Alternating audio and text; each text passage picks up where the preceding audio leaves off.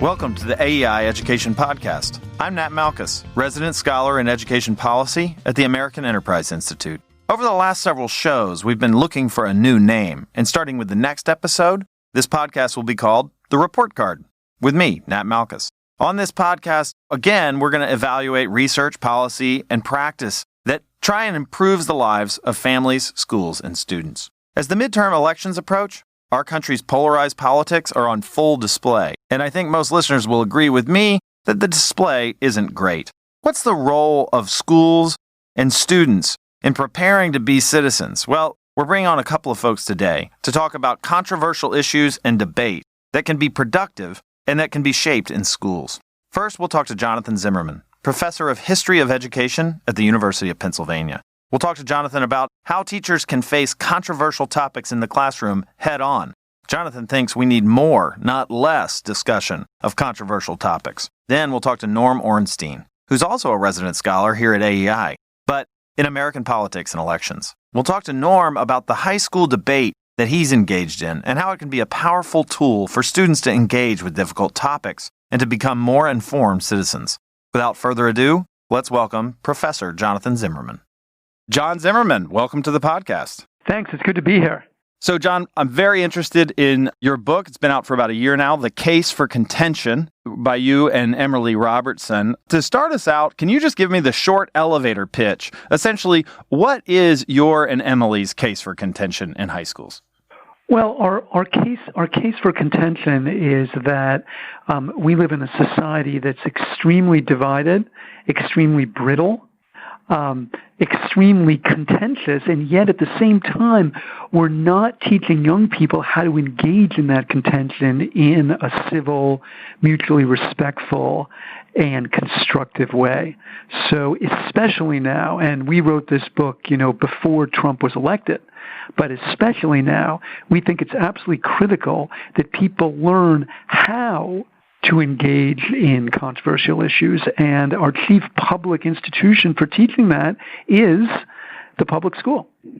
Well, I'm sure that after a couple of years of Trump, the preface to the second edition is just begging to be written, but let's nail down some... Giving us lots of material. That's right, lots to work with. Let's nail down some particulars here. Just as quickly as possible, what do you consider controversial topics? Well, a controversial topic is one about which reasonable, informed people disagree. So, to take a very pregnant contemporary example, whether human beings are warming the earth, we do not consider a controversial issue. We understand that there's some Americans who do not believe that human activity has warmed the earth. But it's our contention that there's an overwhelming consensus among reasonable, informed people that human behavior has contributed to warming the earth. So we don't think that's a controversy. We think it's a pseudo-controversy, and we don't want it discussed in schools. However, what to do about the fact of human-made climate change is an enormous controversy. What the rules should be both domestically and internationally, who should incur the costs for those regulations, all of that stuff is hugely in play. And we would argue hugely controversial precisely because informed and reasonable people disagree about it. Right. So controversy in these contexts that you're talking about respects evidence, the view of experts, and facts, and not just controversy. Exactly, right? And we do have to distinguish between things that reasonable people disagree about and things that they don't. And I want to emphasize, because I'm a historian, that those things will change over time. So one of the points that we make in the book is, right up through Brown v. Board of Ed and after, the question of whether the state should segregate kids in schools based on their race explicitly and purposefully was a highly controversial question. Yeah. Now it is not. No, it's certain. I would not want to have a debate in our schools about whether the state, via its policies, should officially segregate people in an apartheid manner like it did for most of our histories. Now, to continue, it is true that our schools are more segregated than they were at the time of Brown v. Board of Ed, not because of law, but because of a variety of other practices and events. Right. Why that happened and what to do about that if anything, is a controversial matter. So that makes sense. So just getting down to some of the particulars for why contention, what do you think that the teaching of controversial subjects, what is the end? What's the end goal? I mean, is it to help people as students learn more about the topic? Is it to develop the skill and discipline of productive disagreement? Is it to enable students to understand broader historical and social contexts? All of the above? It's all of those, and I would subsume all of them under the mantle of a learning to be a citizen. Look, that's one of the only goals that everyone has or should have. All of us are different, and we're all going to have different professional and personal lives. But there is one job, if you will, one vocation, that every single one of us in this nation will share, and that's the job of citizen. It's the only job we all have, each and every one of us. And I would argue that we are unprepared for that job if our schools don't teach us how to do all the things you just enumerated, how to inform themselves, how to debate in a civil and reasonable manner, how to set aside unreasonable and false information. That's all part of being a citizen, and it's just integral to the job that we share. Right, and so that can be developed with civics instruction, but are you and Emily mainly targeting civics and sort of social studies here? Is this across subjects and also just to pile on with the particulars? Well, look, I would argue that every teacher should do a version of this no matter what the subject is. It is true that civics, quote unquote, is the course that is generally or most often charged with the specific functions that I'm describing here. But I should also tell you that the literature, the research about these civics classes is rather depressing because it turns out that often they don't actually address controversial issues, not in a deep and dialogic way. But that's not the only place where they would come up. Right? I would certainly think literature would bring up some controversial topics occasionally. Of course, everything, right? I mean, if you take literature seriously, the great works are all great precisely because they address controversial issues. Right. What's the nature of love? What's the nation? What's the purpose of life? These are all enormously contended and controversial questions, and what makes great literature great is it engages them. So, John, you mentioned, you alluded to this, but how do we know what the current state of play is in how often teachers do or do not embrace or avoid controversial topics in the classroom? Well, it's hard, and I should tell you that this is one of the things that makes studying American education both so fascinating and so frustrating, is that generalization is really difficult when you have 14,000 school districts. Right.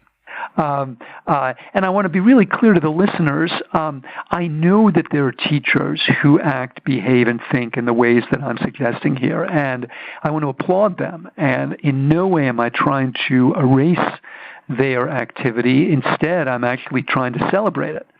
But I do think the research we've been able to collect, which involves, among other things, observing classrooms, sometimes recording them, sometimes interviews with students, sometimes interviews with teachers, suggests that, quote, normative questions are still the exception in American classrooms. They are rarely addressed in our schools. The book takes a historical look at this, John, and it looks back sort of briefly but interestingly over the past century. Has this always been the case, or is this a product of changes in the modern era? Oh, no, it has always been the case. And frankly, that's one of the reasons our book is so short, because there's been so little teaching of controversial issues. It's right up there with the great short book series, which includes Jewish sports heroes. It's just there's been so little of it. And one of the things that we try to explain in the historical section is why that is. And there are many reasons for that, but I would argue that one of the big ones actually speaks to a contradiction in democracy itself. Look, the kind of practices that I've been describing and advocating in this conversation are often described as, quote, democratic education. Right. But what if it turns out, Nat, that the demos, that would be the people, don't actually want those practices? Now, I don't want to exaggerate the point here because I know that there's some people who do want those practices, but most of the people that enter this sphere, that enter the political sphere, do so because they want their point of view privileged. There are a lot of interest groups down there in Washington, but I don't believe there's one called People for Debating the Other Side in Schools. Right. And so the real hard nut to crack here is how do you create a democratic constituency for what I'm calling democratic education? This is a question that has engaged me throughout my career, and I've not answered successfully. But I do believe that's one of the fundamental inhibitors on this entire thing, is that there isn't enough of a demand for what I want. I'm doing the best to make a plea for it. But I do believe that in many places and times that plea has fallen on deaf ears. I think especially during wartime, and we should remind that our visitors that we are living in wartime. The United States is still at war in Afghanistan. I think the historical record shows that there's even less discussion of controversy during wartime. In reading some on the history that you recount, I know communism, the Vietnam War, and the Civil Rights Movement were all controversial topics that a lot of teachers expressed discomfort or a discouragement from discussing in class. Yes, and just ignored them. Right, and just ignored them. So I'm wondering, are there any analogs today that you would put out there? I mean, you put climate change out there. Definitely. A couple of other big ones. Look, the Southern Poverty Law Center and a lot of other people have been surveying teachers recently, and the subject of Donald Trump, and especially the subject of immigration, which are obviously related, are so hot that a lot of teachers just say, I'm not going there. I can also tell you, and this is extremely depressing to me, is that there are plenty of school buildings where the principal has just said to the teachers, no Trump. And when I say no Trump, of course, I mean no discussion of Trump. Right. No mention, we're just not going there. Yes, well, it's certainly hot. So how well do you think our teachers are prepared to sort of take this turn? Are you confident the teachers know how to do this? I'm a teacher myself, and I know that there are teachers who engage in this sort of controversy in their classrooms. But I also know that the historical record is pretty clear that across time, as part of their official preparation, it's been rare that teachers have been taught how to do this. Now, remember, that doesn't mean they don't do it. You can do something without having an official preparation for it. But it's also reasonable to think that if we don't have an official and explicit preparation for it, we're not going to get a whole lot of it. And that's what's happened. Well, this is certainly a difficult thing, right? Because we can certainly do teaching and allow debate in our classroom over controversial topics and do it very badly.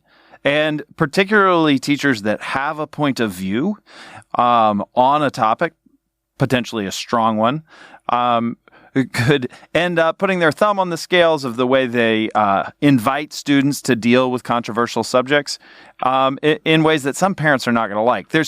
I'm just elaborating Absolutely. on some of the reasons for why teachers are going to want to avoid this. There's a lot of risk attached to it. Right. And, you don't know how the kids are going to interpret what you're going to say.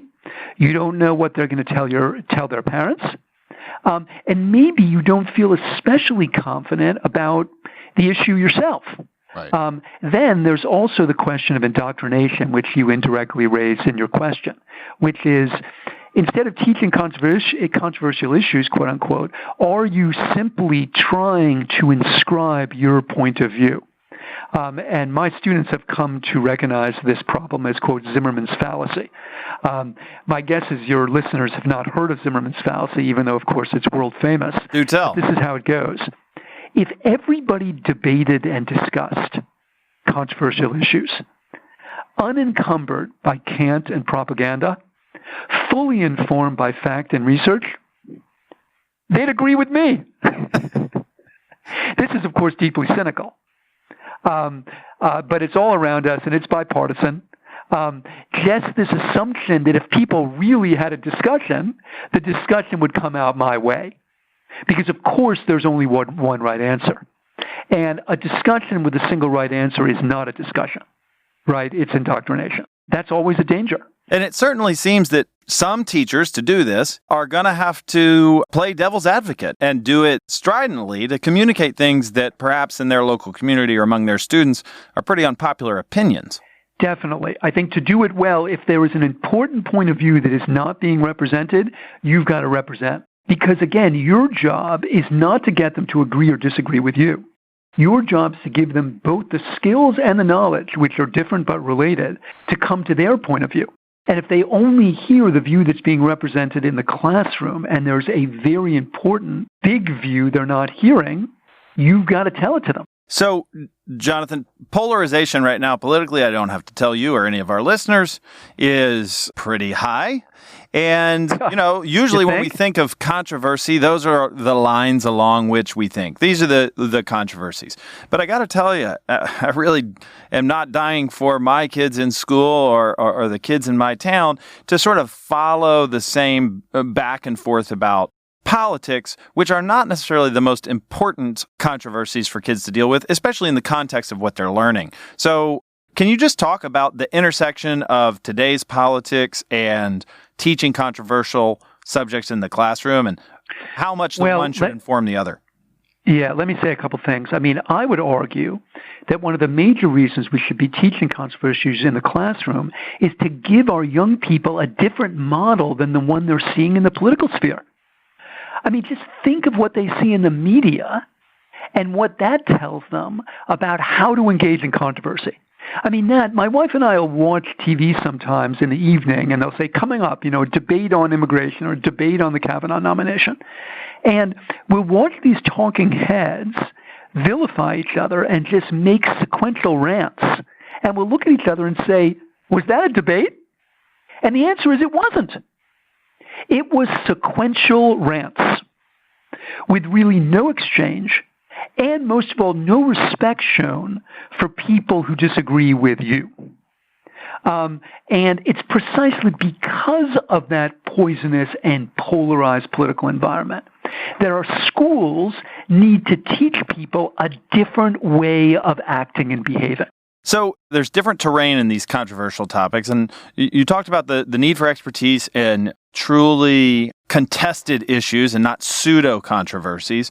But there's another line, and that is where the controversial topic is dominated by evidence and other topics that may be more value-driven and dominated by people's value stances. This seems to be a little bit more tricky water for public school teachers to deal with. I mean, I'm thinking about questions like same-sex marriage, where you can have so-called culture war issues, abortion, same-sex marriage. Abortion, yeah. So look, how would first of all, I see your point, but I'm not sure I see a bright line between fact-driven and value-driven ones. I think all of these issues, including the immigration issue, are highly value-laden. Right. But I do think that the so-called culture war issues like abortion and same-sex marriage, I do think they're distinct because I think they're more highly tied to people's faith commitments and faith communities. And I think that does distinguish them. And I think adds yet another layer of complexity. So do you think that teachers should be more careful in more, centrally value-driven debates? And is that an area where the controversy might not be as apt for the classroom? Well, it's always good to be aware of these distinctions. At the same time, same-sex marriage and abortion are highly contested issues in our society. That's not an opinion. That is a fact. All right? Our students are going to have to, as part of their job as citizens, address those highly contested questions. That's not an opinion either. That's a fact. How do we do them any service if we neglect to discuss those issues in our schools? Right. No, I understand that. Well, that's a good question. I mean, thinking about the opportunity of cost of this, it's not like teachers have holes in their day. They're busy doing all kinds of things. I mean, how much of an investment does this take to enter more discussion of controversial topics into classroom practice? Look, it does, and this is a serious inhibitor that we talk about across history, but really in most most dramatically in the recent past, right? I mean, since the kind of No Child Left Behind and accountability revolutions, this is a real issue. And given that teachers are now being required to teach these tests, and in some places are being evaluated and even paid based on the results of the tests, how do you make a case for contention? That is, how do you make a case for anything other than what's going to be on the test? I would say a few things. I would say one of the things is that the test, whatever the test is, should actually try to measure kids' analytic abilities, which will only be enhanced by an encounter with controversial questions. If you look at some of the Common Core literature, they actually go here and they say, one of the things that students should be able to do is to construct and express an argument. Well, I think if the test actually addresses that, which is yet another question, I think students will be better prepared for that test if they've engaged in some of the dialogic work that I'm describing here. But again, that takes a creative teacher. It takes an informed teacher. And look, there are 3 million teachers in this country, and they have a variety of skill levels and also a variety of backgrounds and indeed of information themselves. So, to take one awful example, one of the things we found in the book was just, as an illustration of this point, after the first Gulf War, which now nobody remembers because it was a zillion years ago, but actually it was only in 1991. That was the Bush Senior Gulf War. Right. There was a student strike in Pittsburgh because the students were protesting the fact that the teachers weren't addressing this subject in the schools. Anyway, the Pittsburgh Post-Gazette reported on this extensively, fortunately for me, and they interviewed a teacher and said, well, why aren't you addressing, the Gulf War? And he said, well, it's not in the textbook. I'm like, dude. That's tough. Of course it's not in the text, but it happened last week.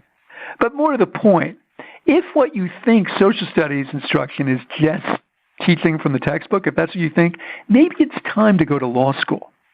I mean, not everyone should be a school teacher, okay? Indeed. And I would suggest that the person that gave that interview probably shouldn't be. Right. Well, let me flip that last question on its head. I asked, what do we have to give up to put this in schools? But what are we foregoing now, would you say, if we're giving controversial topics short shrift? Oh, that one's easy to answer. We're foregoing a collective national effort to move our politics away from the poison and miasma to which they have sunk. That's what we're forsaking. It's the big enchilada. We're forsaking everything. Depending on how you measure it, our politics are at their most poisonous level that they've been since we started counting. You look at the number of people who say that folks from the other party are evil, the number of people the diminishing number who say that they have friends or lovers in the other party, the number of people who say they have a neighbor in the other party, the number of people who say they've had a conversation with somebody in the other party, all these numbers have plummeted to all-time lows. Right. What we forsake, if we don't address controversial issues, and especially how to talk about them in our schools, we forsake our key and possibly our only opportunity to elevate ourselves out of this snake pit. Well, a ladder out through yes. contention in schools. Jonathan Zimmerman, thanks for taking time to talk to us on the AEI Education. Thank you so much. It was fun. Jonathan Zimmerman gave us a history lesson on how teachers have struggled in the past with controversial topics in the classrooms and how, by embracing controversial topics, they can bring benefits to students. Next, we're going to discuss how high school debate can do some of the same things, engaging students and maybe improving political discourse. To talk about debate, I spoke with Norm Ornstein, who's a resident scholar here at AEI. Norm Ornstein, welcome to the podcast. What a pleasure. So in my introduction, I said we were going to talk about high school debates, but you're a political scientist here at AEI, and you're not a high school educator, and you don't really study education. So can you tell our listeners what you're doing here? I certainly can. I got into this subject in some ways way back when my son Matthew took up debate in high school and became passionate about it, and ended up as a national champion. Oh, really? Traveling around the country and winning all kinds of major tournaments. And I began to see what debate at that level was all about. And it was policy debate. So they'd take one subject during the year and they would really dig into it intensively. My son, to fast forward, died an accidental death after a long and difficult bout with serious mental illness, died at 34. And as we thought in the aftermath of that, what can we do in his memory that would really be a positive thing? His debate partner from high school said, who's now out in L.A., where my son had been, and had been a partner of his on a television show actually about debate. But Alex Berger, his partner, was very much involved with something called the Urban Debate League. And out in Los Angeles, but it was a national league centered in Chicago, and there are different branches in different cities designed to try and get kids from public schools in urban areas into debate. The Washington branch was pretty much moribund. Right. But we decided that what we would do is fund a summer debate camp for kids from the Washington area.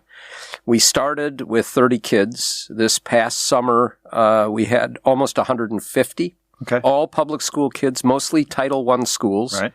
From D.C. and Prince George's County, Maryland, mostly. From rising sixth graders all the way through high school. And last year, the subject was education. Okay. This year, it is immigration. And to watch these kids start, many of them dragged by their parents to this camp for what's now 2 weeks. It started as 1 week. And many of them never having spoken in front of anybody in their lives before.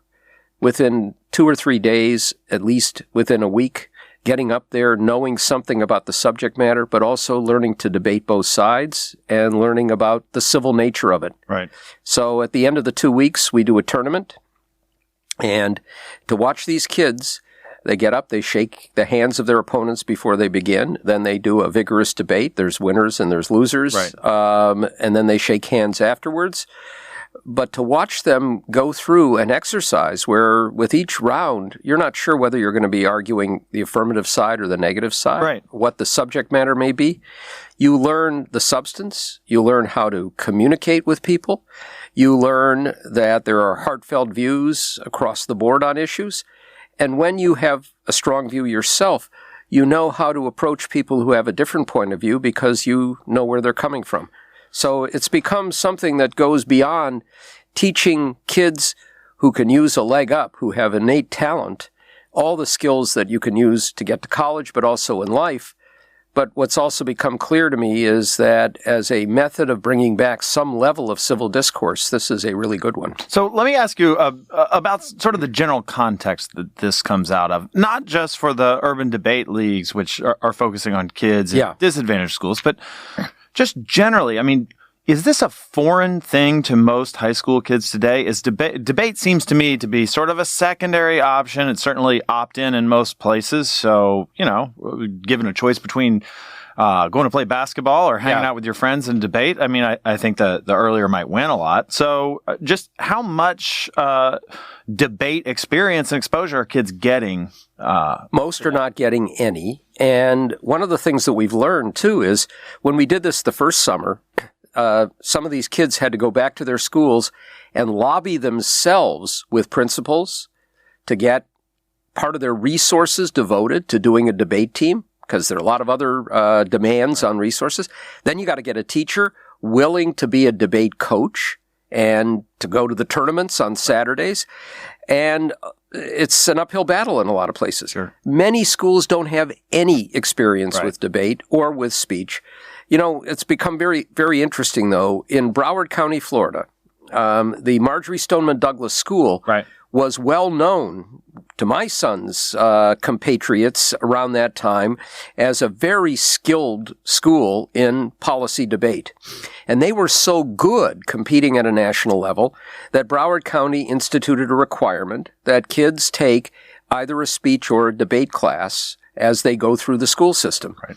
And when you see these kids come out after the tragedy at Parkland, Right.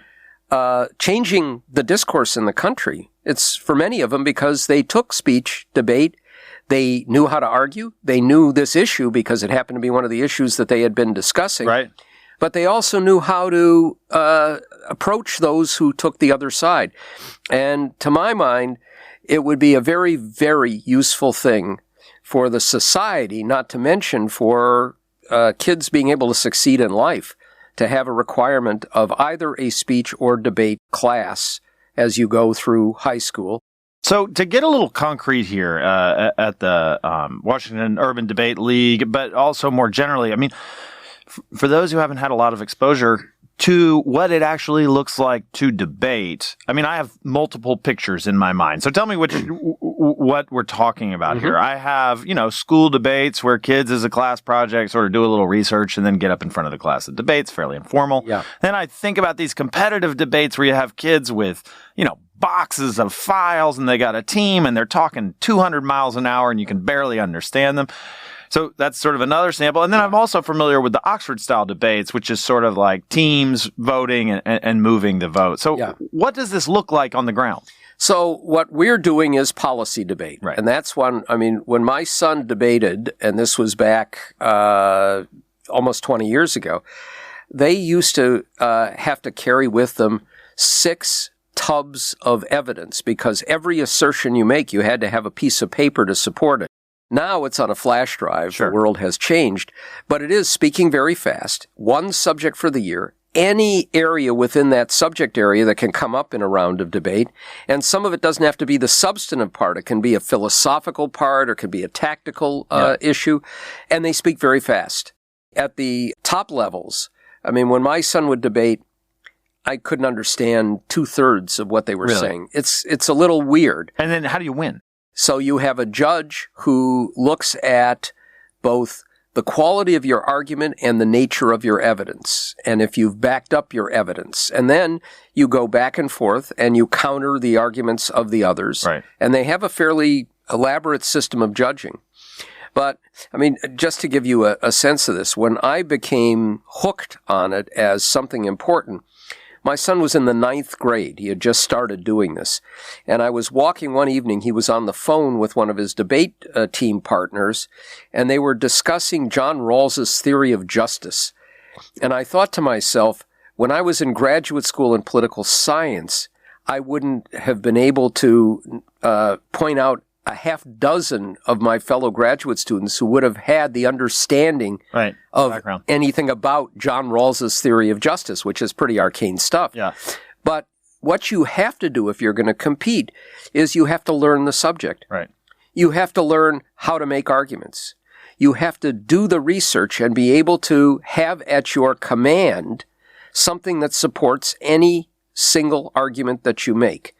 And you have to persuade. Right. But there's another important part that I want to get at, and that is, we talked with Jonathan Zimmerman about contentious topics, and a lot of times there, you're sort of taking your position. But in these debates, you don't get to dictate your position, right? No. And you often will have to try and make the most persuasive case you can for a position that is utter anathema to you.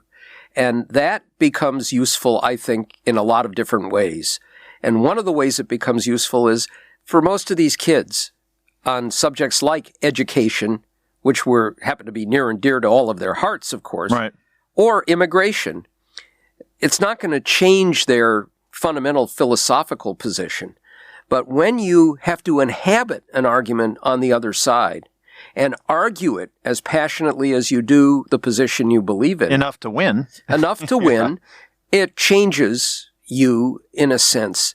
It makes you understand where people are coming from, but it also means that from your own perspective, you're going to have a better opportunity to take on those arguments and counter them the next time around. Sure. I read a piece a month or so ago by Robert Leighton of Brookings, and he's arguing, this is an opt-in thing.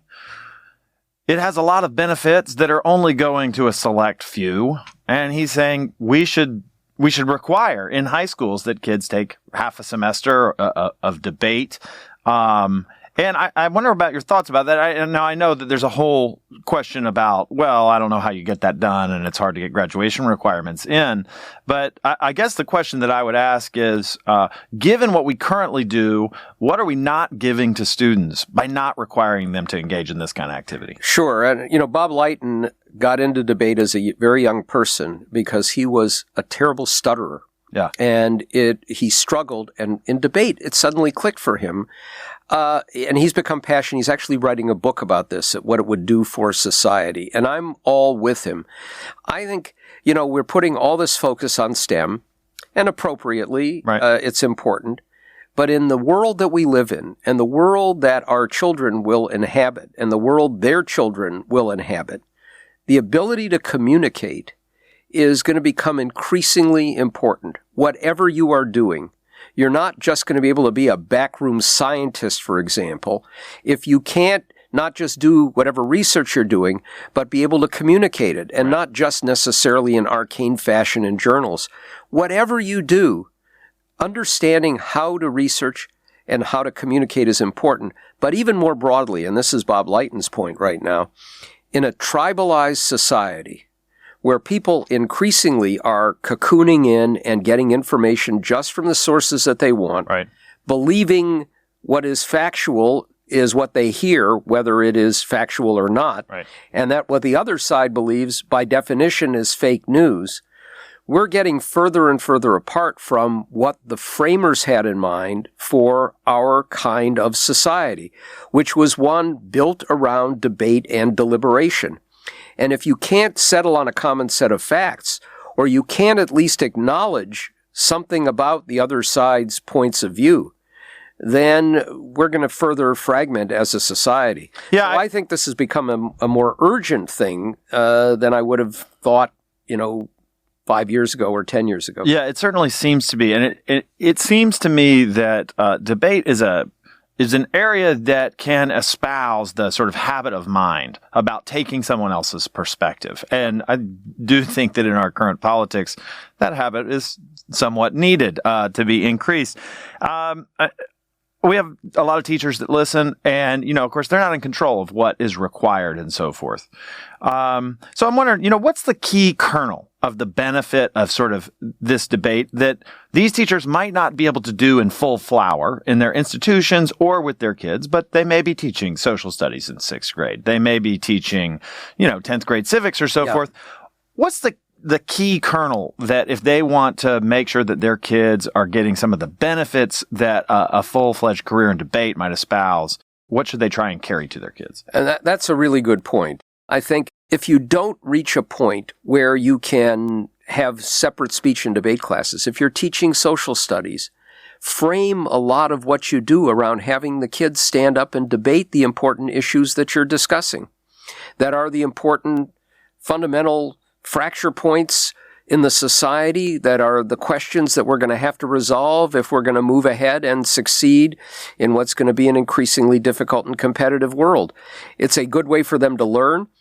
But also, if you channel competition, which is a natural thing for kids in school, it is, in the right way, you may get kids who will do a lot more work to learn so that they can be winners rather than losers in front of their peers. So for the Washington Urban Debate League coming up this summer, how many kids are we hoping are going to come, and where does it take place? So this past year, we did it at a public charter school in the district, Washington Latin, which has itself 20 debate teams. It's just really gotten into this. Yeah. And it's a beautiful facility in Northwest Washington. And Northeast Washington, actually. And we're probably going to go back there next summer because it's a big school and we can use it. And then we do our tournament at Washington Trinity University. Right. It happens that the president of Trinity was a student of mine going way back when I taught at Catholic University, and a lovely person. And getting these kids on a university campus for a day of a tournament and awards is a good thing to do. Kind of gets them set up for what they might want to do in the future. We can grow, but I'm not sure how much, given the limits of facilities and the resources we have. Right. But I think next year we're likely to have 175 to 200 kids, and we have taken it down to fifth graders going into sixth grade, and seeing these kids, the novices, some of them only for a week, others for the full 2 weeks, get into it. Now we're getting siblings, by the way, of kids who've come through this process. Huh. And during the year, now this area has competitive tournaments once a month in a school in the area. And we get 250 kids from about 40 to 45 schools now that have competitive teams. And we're getting a lot of kids, a lot of boys who you would think would opt for sports. Right. But now I think the culture is changing enough that excelling at something like debate is a positive thing, not, you're a nerd and you're not going to fit in anymore. Sure. So it's, and word of mouth gets out. And our next goal is to expand the number of schools as best we can given the resources that we have. In some of these cities, Boston has a thriving urban debate league with about 1,000 kids involved from across the entire area. And I think the more we can do, and especially you get these schools that don't have a lot of the resources and backing, the Title I schools, the more kids you get in who have just tremendous talents and potential, and you tap into it. I'll just give you one story. We give out an award, the Matthew Ornstein Award, for the debate camp student who best exemplifies his values. It wasn't just the best debater. Right. The first year, it was a kid named Keone Scott Reed, one of 6, single mother. Father had died when he was young, just kind of lost, didn't have any motivation. And his mother saw this, dragged him to it, and it clicked for him. Yeah. And now he graduated from high school. He went from a .75 grade point average to 3.75 when he graduated. Off to college, now working to go back to college, but he is now coaching in the Summer Institute, teaching kids during the course of the year as he moves ahead and succeeds. And this gave him the motivation, but also gave him tools to succeed, and he's paying back a little bit too. And the winner of the award last year is just now applying to MIT to go into science and has a 4-point grade point average at Duval High School in Prince George's County, and I think is just destined to be a superstar. Well, it sounds like you're getting up ahead of steam. Norm, thanks for coming on and talking to this work you've been doing. Great pleasure.